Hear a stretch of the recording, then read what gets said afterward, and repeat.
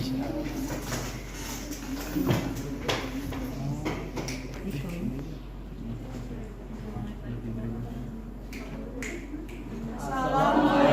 warahmatullahi wabarakatuh. Waalaikumsalam warahmatullahi wabarakatuh.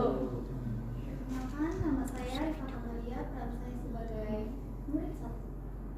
Saya Saki, peran saya sebagai calon anak. Saya Elia sebagai Ratna Manggali.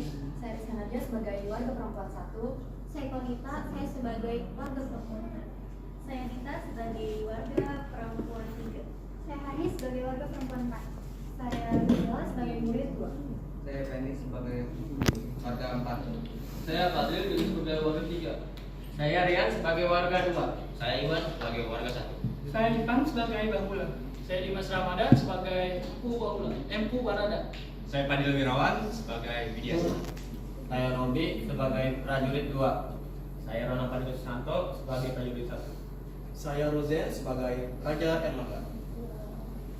Kami dari kelompok 1 kelas 3 CPS 2 akan membawakan drama yang berjudul Selamat menyaksikan.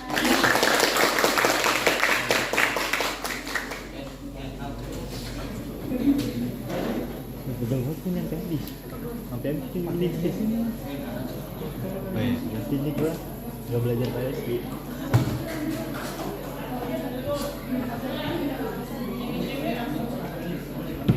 Ini sih juga main.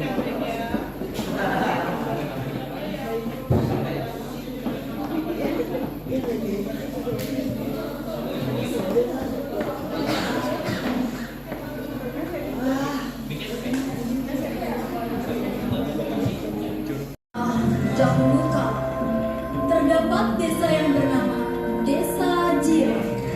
Desa itu kaya akan hasil tani yang melimpah serta memiliki pemandangan yang sangat indah. Desa ini masih termasuk ke dalam wilayah kerajaan Dahak. Jauh di ujung desa terdapat sebuah pondok tua yang terpisah jauh dari penduduk-penduduk lain. Pas udah mulai. Pondok tua itu dikelilingi oleh hutan jati hingga membuatnya begitu pun di siang hari. Pondok itu ditinggali oleh seorang janda bernama Kirangda atau biasa dijuluki warga desa sebagai calon arang, dan seorang anak gadisnya yang bernama Ratna Manggali. Kirangda memiliki sifat yang sinis hingga penduduk pun agar untuk sekedar berkunjung. Berbanding terbalik dengan anaknya Ratna Manggali, Ratna memiliki sifat yang ramah dan juga lemah lembut. Ratna, di mana sih saja ibu? Bukankah sesajen itu sudah ditaruh di ruang doa? Jika ibu ingin bakar berkat, nanti Ratna ambilkan. Kamu memang anak yang sangat baik, Nak. Tapi sayangnya nasibmu bukan begitu. Karena sampai saat ini belum juga ada pemuda yang mau melamar. Jangan pikirkan itu, Ibu. Ratna masih bahagia tinggal bersama Ibu. Ratna ibu keluar sebentar ya, Bu. Sifat Kirangda yang selalu bermusuhan dengan orang lain membuat para lelaki enggan untuk mendekati Ratna Manggali.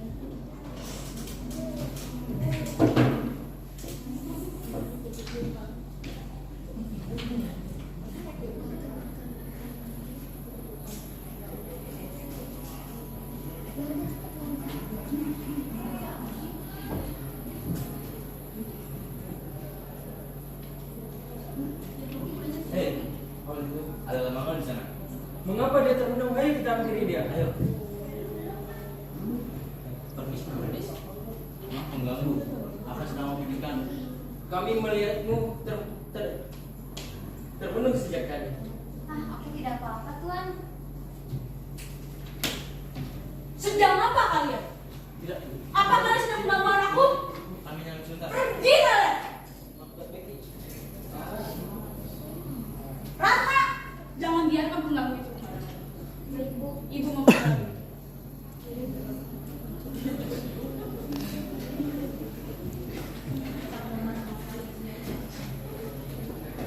Semenjak kematian suaminya yang meninggal karena terkena ilmu hitam, semenjak itu pula Kirangda menyembah para patung Dewi Durga untuk mendapatkan kesaktiannya, supaya bisa membalas dendam. Meskipun dia tidak tahu harus membalas dendam kepada siapa, karena pembunuh suaminya tidak pernah diketahui.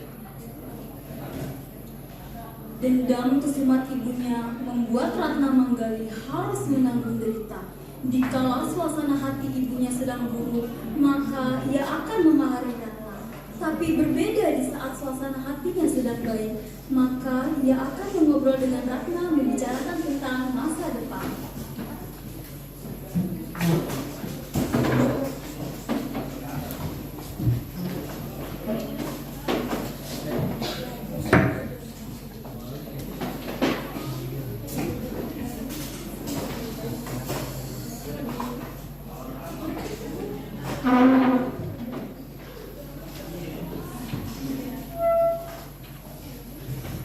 Ratna, kapan ya ada pemuda yang datang melamar?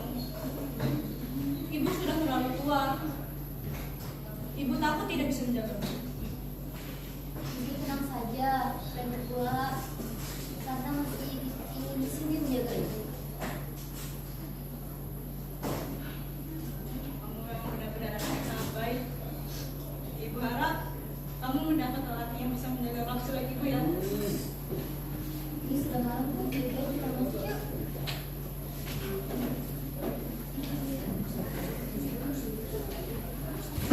Suatu hari datanglah seorang pemuda dari desa bagian barat yang bernama Imade Widyasta. Dia merupakan pemuda yang sealiran dengan Kirangda. Ia datang dengan niat untuk mengadu ilmu dengan Kirangda. Di mana ya rumah Kiranda? Aku sudah mencarinya, tetapi tidak ketemu.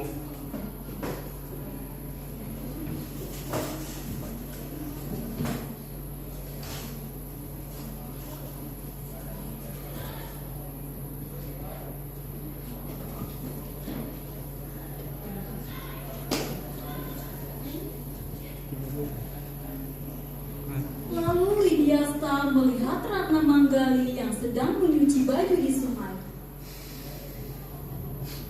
Apa sebaiknya aku mulai pada gadis itu?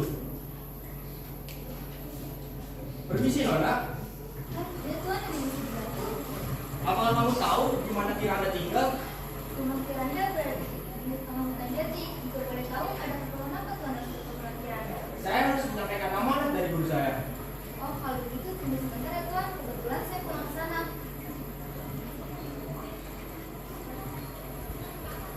Mari Tuhan. Mereka pun pergi ke rumah Kirangda dengan rasa canggung. Ratna Manggali selalu berjalan di depan Widyasta karena tidak terbiasa berjalan bersama seorang lelaki. Sesampainya di rumah, Ratna langsung memanggil ibunya yang sedang bersemedi.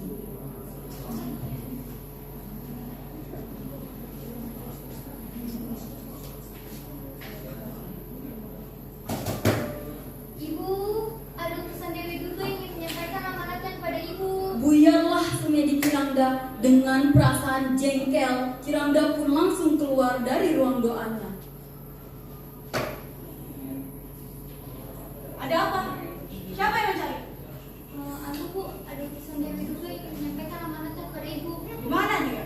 Dia ada di luar Bu. Apa kau mencariku? Betul Ki, saya harus menyampaikan amanat dari guru saya. Saya harap Anda menerimanya. Oh itu sudah dengan senang hati aku. Mari masuk anak muda. Rasa jengkel Kirangda seketika hilang ketika mengetahui bahwa ada seorang pemuda yang sealiran dengannya. Hal itu membuat Kirangda berharap Widyasta dapat menjadi menantunya.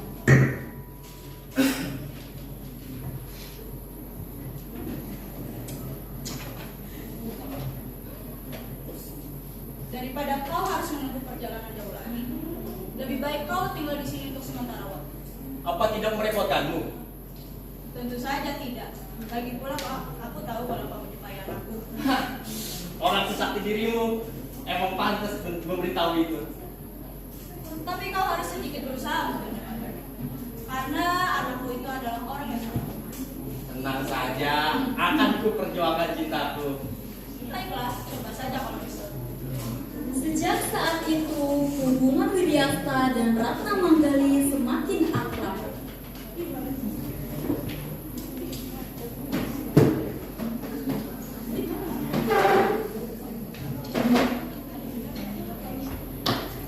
Tidak usahkah aku mendapatkan gadis secantik dirimu. Aja Tuan. Kamu lihat itu, bagus sekali. Bukan? Berita kedekatan Widyasta dan Ratna Manggali tersebar luas hingga ke penjuru desa. Banyak pemuda yang tak suka dengan berita itu lantaran sifat Widyasta yang suka menggoda wanita lain.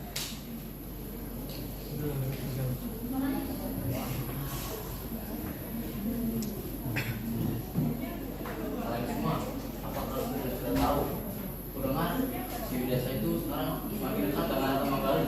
Tidak mungkin tidak tahu, hampir satu desa membicarakan mereka. Bahkan kedua-dua mereka akan menikah. Tidak bisa dibiarkan. Kita harus memberikan pelajaran kepada si Widyasta. Kamu benar, kita harus memberi dia pelajaran. Garis nanti Ratna Manggali tidak pantas mendapatkan pria seperti Widyasta.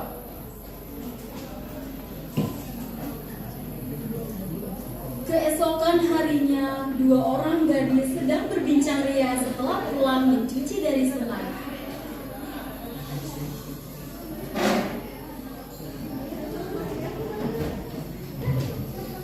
Sepertinya sudah lama kita tidak berkumpul dengan kawan kita. Oh benar, semenjak ayahnya meninggal, ibunya jadi sangat protektif kepadanya. Aku rindu saat kita bermain bersama dulu. Kau ingat tidak, dulu kita saat mencuci pulang dari sungai, kau si Raka tidak banyak jalan sampai dirinya terjatuh ke dalam lumpur. Tentu saja aku ingat. Bahkan kita harus kembali lagi ke sungai karena pakaian Rata akan tercebur ke dalam lumpur. Dia benar-benar menangis sangat kencang saat itu. Benar-benar masa kecil yang indah. Di waktu yang sama, datanglah Widyasta dalam keadaan terhiung-hiung akibat meminum arak. Kau lihat si Widyasta itu seperti orang gila. Iya, kau benar. Tapi sepertinya ia berbahaya. Hai gadis-gadis cantik, mau pada kemana nih? Kau usah ikut campur urusan orang. Ketus sekali cantik. Jangan macam-macam ya kau. Hanya pendatang tapi kurang ajar. Daripada kalian marah-marah, lebih baik kalian bersenang-senang denganku. Udah ajar. Kelakuanmu itu benar-benar seperti binatang. Orang seperti Kiranda pun pasti tidak akan sudi mempunyai menantu seperti dirimu. Lebih baik kita beritahu saja Kiranda. Coba saja kalau kalian bisa. Kalau kalian nekat, akan kubunuh kalian. Tak jauh dari sana, terdapat warga lain yang melihat keributan itu. Warga pun langsung datang menghampirinya. Hei, kamu itu laki-laki. Tidak pantas begitu kalau sudah segar. Hah? Berani-beraninya sekali kamu mengganggu kesenang-senanganku. Ini garis-garis manis ini urusan kami. Dasar semua total tidak hajar saja seperti rencana kita kemarin.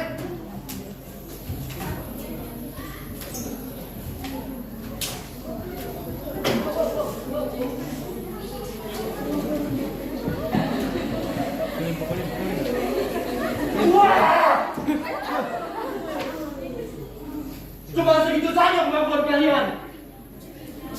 Kamu ini sama seperti dia. Pantas kamu menjadi sirat sama biji nyihir tua itu. Tangkap dia. Serang, serang. Kita pergi ke sungai.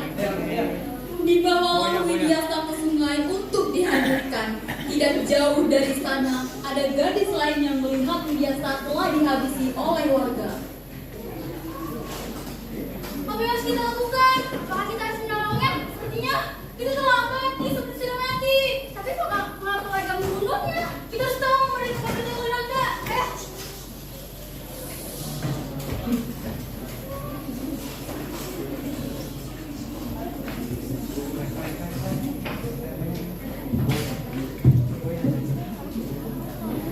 Permisi, Rata.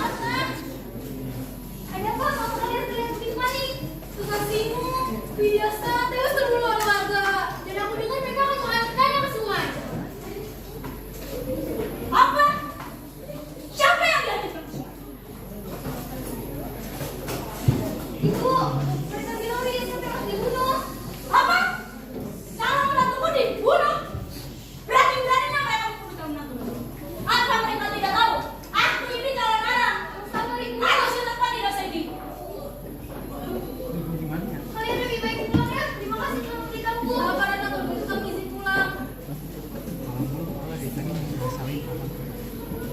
Amarahnya Kirangda memuncak, lalu pergilah ia ke ruang doa untuk mendapatkan kekuatan seketika juga berubah menjadi calon Arab.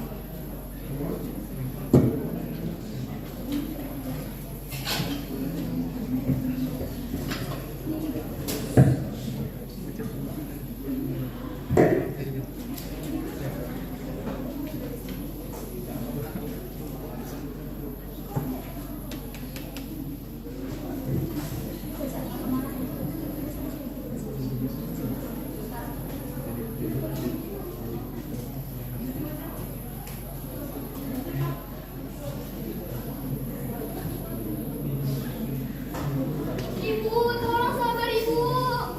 Minggir kau. Lalu Kirangda keluar rumah untuk memanggil anak muridnya. Muridku, datanglah kalian.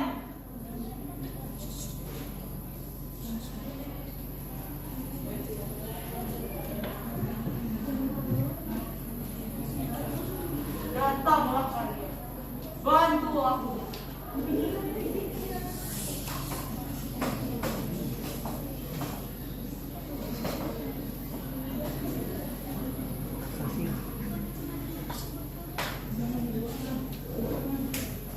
Bapak Guru, pergilah kalian ke desa dan sebarkan wabah. Apa ada lagi dulu kali ini? Tidak ada. Jangan pastikan jangan ada satupun. Baik Guru. Kirangda yang sudah kepala murka pergi bersama muridnya ke desa untuk menabur wabah yang menjijikkan. Wabah itu ditaburkan dan seketika desa Jirapu tertutup oleh kabut tebal.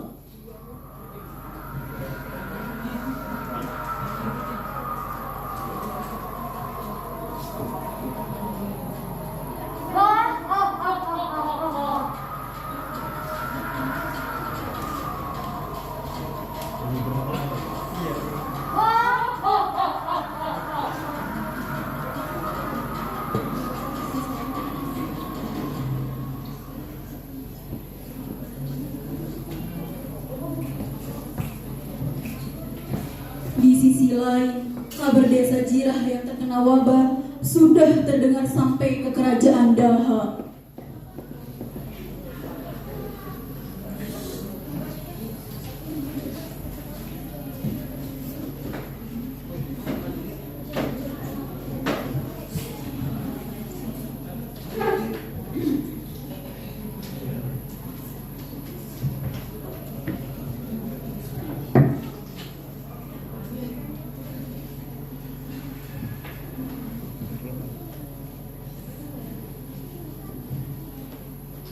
Yang mulia, kami datang dengan membawa berita buruk. Salah satu desa Anda, desa Jirah terkena wabah. Apa? Padahal kemarin desa itu baik-baik saja. Benar Yang Mulia, wabah itu datang dengan sangat cepat. Baiklah, siapkan gue sekarang. Baik Yang Mulia. Lalu pergilah sang raja menuju desa Jirah.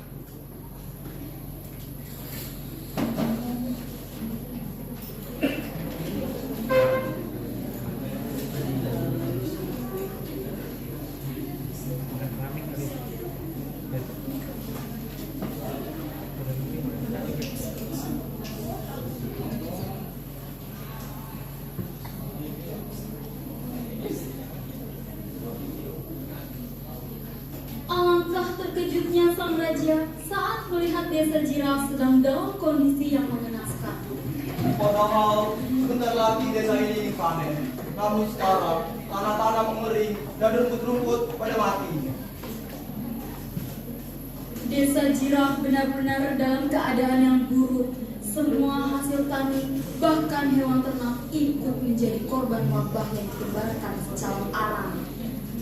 Setibanya di pemukiman, sang raja lebih terkejut lagi ketika melihat semua penduduk terkena penyakit kulit yang sangat menjijikkan. Melihat itu, sang raja pun mengumpulkan penduduk untuk mengetahui apa yang terjadi. Para pendudukku, berkumpullah. Ada apa yang mulia? Laporkan kepadaku, apa yang sebenarnya terjadi? Mohon izin mulia, semua ini ulah Kiranda.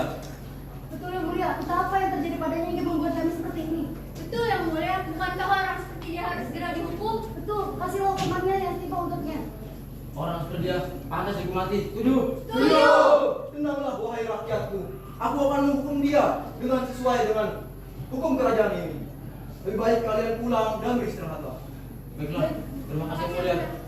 Setelah itu, para penduduk pun pulang. Lalu tidak lama setelahnya, Kirangda dan Ratna Manggali dipanggil untuk menghadap Yang Mulia Raja.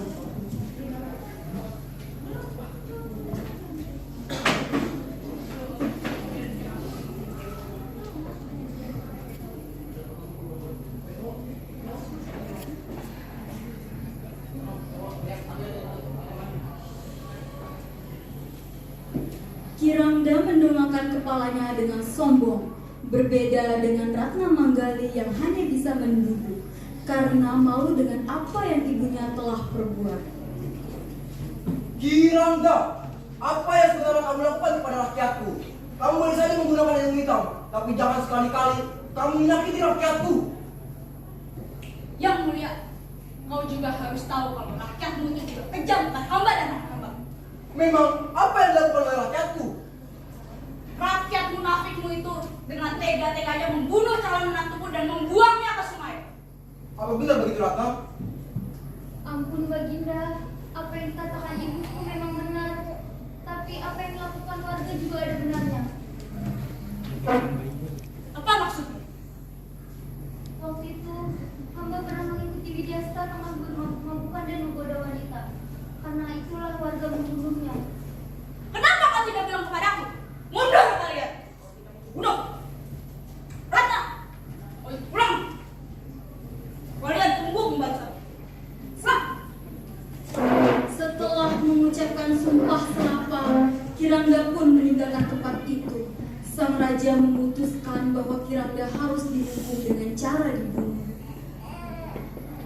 Prajuritku, aku memberikan kalian tugas untuk membunuh Kirangda pada saat dia tertidur. Buat lagi itu terlalu beresiko yang mulia. Tidak. Ilmu hitam dia tidak akan bekerja saat dia tertidur. Baik yang mulia, kami mohon izin untuk bersiap. Berhati-hatilah dan itu. Siap yang mulia.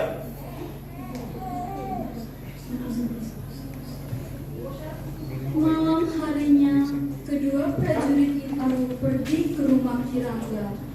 Kirangda yang tahu bahwa dirinya sedang dalam bahaya karena tidak ia tidur dan memilih untuk melakukan ritual.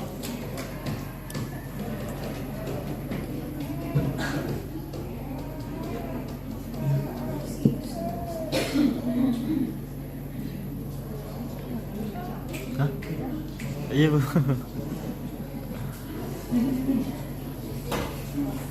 Mereka berhasil masuk dan berniat untuk membuka ruang doa. Tapi naasnya,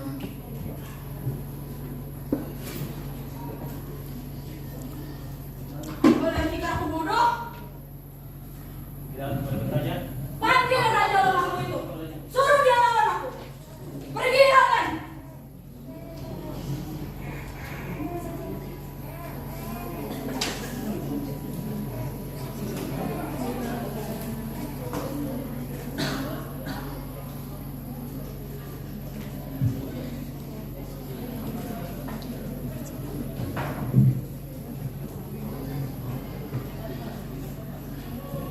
Muridku, datanglah kalian.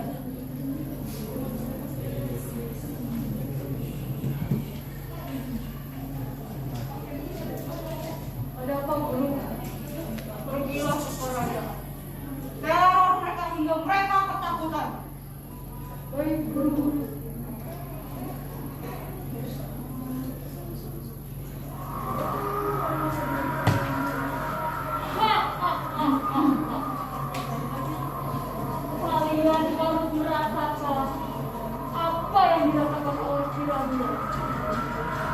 Ini adalah balasan kalian karena membuat guru kami kecewa. Pastikan hidup kalian tidak akan tenang untuk selamanya. Matilah kalian manusia munafik. Keesokan harinya, sang raja yang mengetahui bahwa teror Kirangda sudah sampai ke kerajaan Puri, mengutus prajuritnya untuk menemui seseorang yang bisa melawan Kirangda.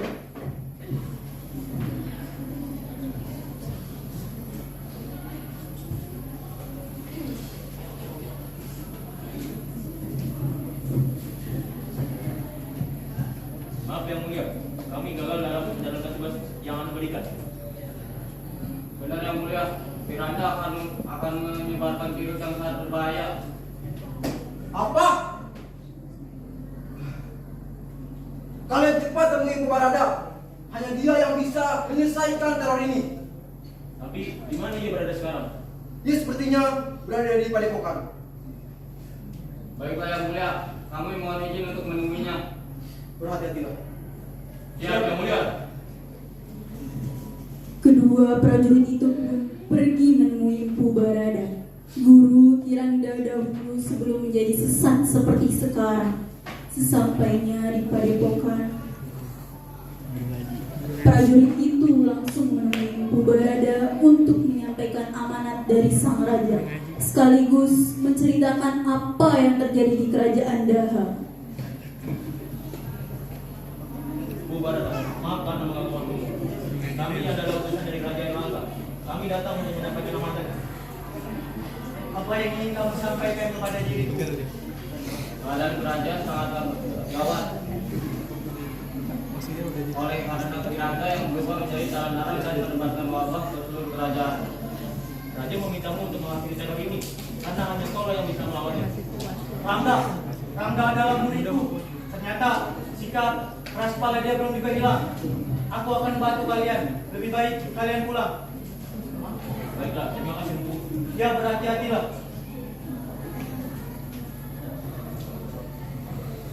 Sepulangnya para prajurit itu, Empu Barada memikirkan cara untuk menghentikan Kirangda, mantan muridnya yang sekarang menjadi sesat. Lalu terlintas satu cara di benaknya, dan ia berniat untuk mengutus salah satu muridnya, Bahula, untuk membantunya. Apa yang sedang kupikirkan? Oh, Bahula, baru saja aku ingin memanggilmu. Apa ada yang harus aku lakukan? Kamu pasti pernah mendengar tentang cerita Kirangda. Sekarang dia sedang membuat kekacauan di desanya. Lalu, apa yang harus aku bantu? Pergilah ke desa Gira, lalu hentikan amukannya. Apa dengan cara ini? Apakah engkau yakin aku bisa melakukannya? Kamu pasti bisa. Kamu hanya harus ingin menikahi anak gadisnya. Apa dengan cara ini wabah bisa dihentikan? Aku yakin dengan melunak hatinya dia akan mencabut mantra-mantranya. Baiklah, aku akan melakukannya. Bahula pun pergi menuju desa Jira. Saat di sungai, ia melihat seorang gadis dan ia pun menghampiri gadis itu untuk menanyakan letak rumah Kirangda.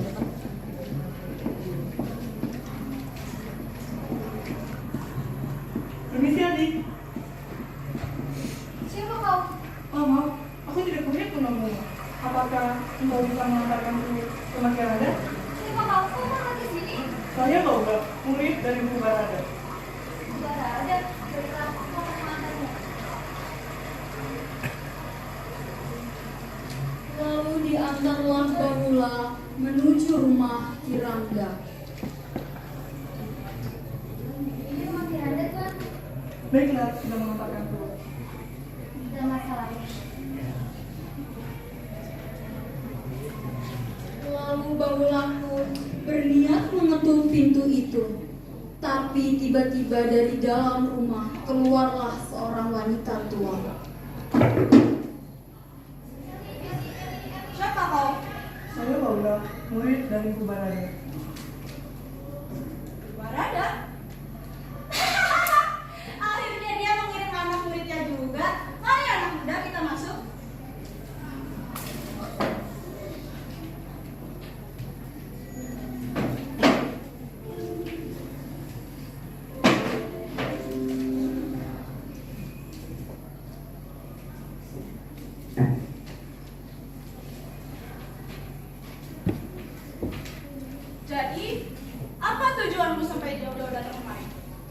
akhirnya ingin melamar anakmu.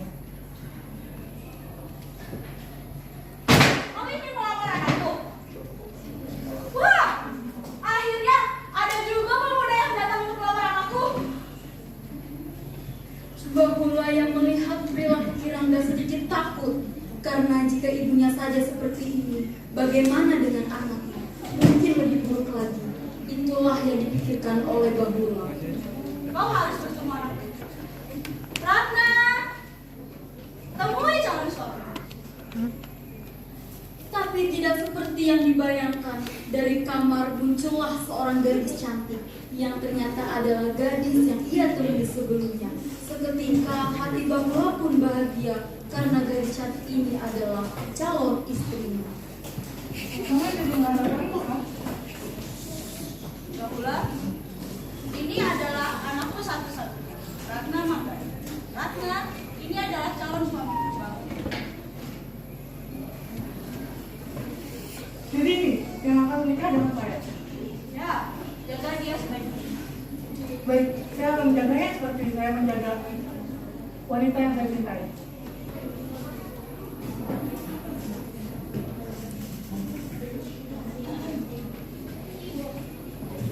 Selang beberapa hari kemudian, pernikahan Ratna dan Bahula pun diselenggarakan.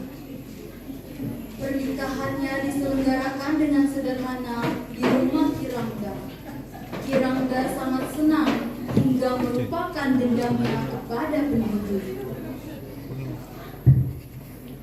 Ini kemudian nama ini.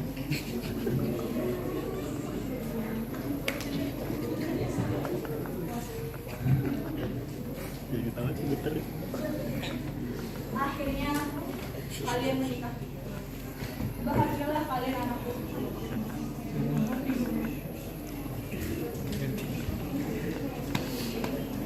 Empu Baradaya mendengar kabar pernikahan Ratna dan Bahula pun turut datang.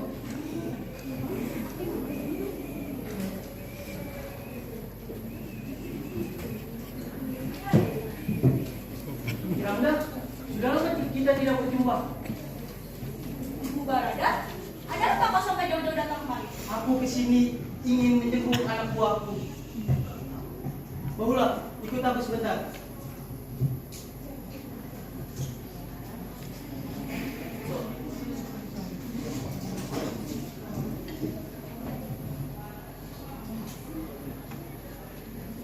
Bahula, aku kesini ingin mengucapkan selamat atas pernikahanmu. Terima kasih, Bu. Sekarang tugasmu sudah selesai. Biar aku saja yang menggantikannya. Baik, Bu. Kehadiran Bahula membuat rasa dendam Kirangda berkurang. Bahkan Kirangda sudah jarang menyembah patung Dewi Durga. Empu Barada pun sering membimbing Kirangda agar Kirangda kembali ke jalan yang benar.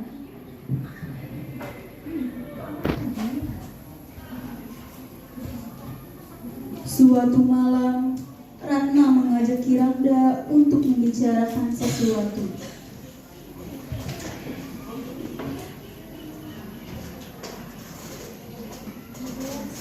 Misalkan ibu tidak menyumbang seperti itu lagi dan kembali ke jalan yang benar. Aku sudah menyesal dan suami itu akan menjagamu. Jadi ibu tidak perlu menikahku lagi. Kirangda hanya terdiam mendengar permintaan anaknya. Ibu tidak bisa berjanji. Ibu sudah terikat dengan patung itu, dan ibu tidak bisa berhenti untuk menggugurnya. Apa ibu tidak takut karena anakku ibu? Aku tidak pernah meminta apapun kepada ibu.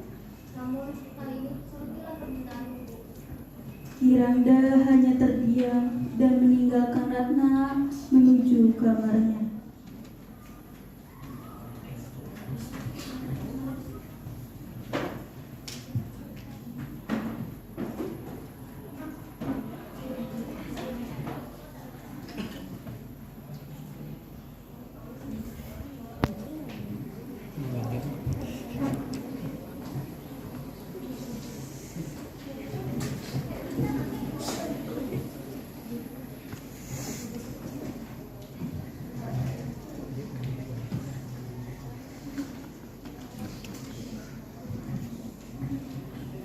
Apa yang harus aku lakukan?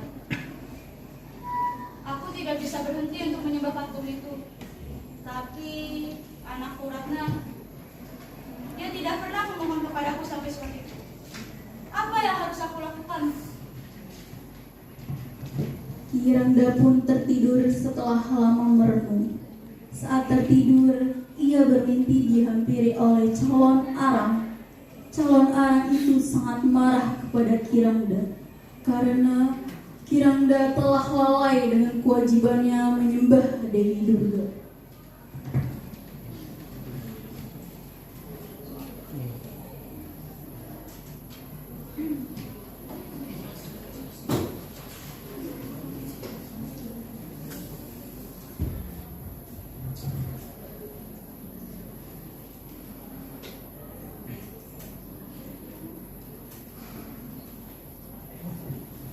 Kau sakit apa? Apakah aku bisa membantumu? Barada, ajalku sepertinya sudah dekat. Tolong sucikan aku dari dosa-dosa. Aku tidak mau mati sebagai pendosa. Aku bertobat. Tolong sucikan aku. Aku akan menyembuhkan kamu. Tidak. Aku sudah cukup lelah untuk itu. Baiklah, kalau itu maumu. Setelah disucikan, keadaan Kirangda semakin memburuk. Dengan susah payah, Kirangda meminta Barada untuk memanggil Ratna.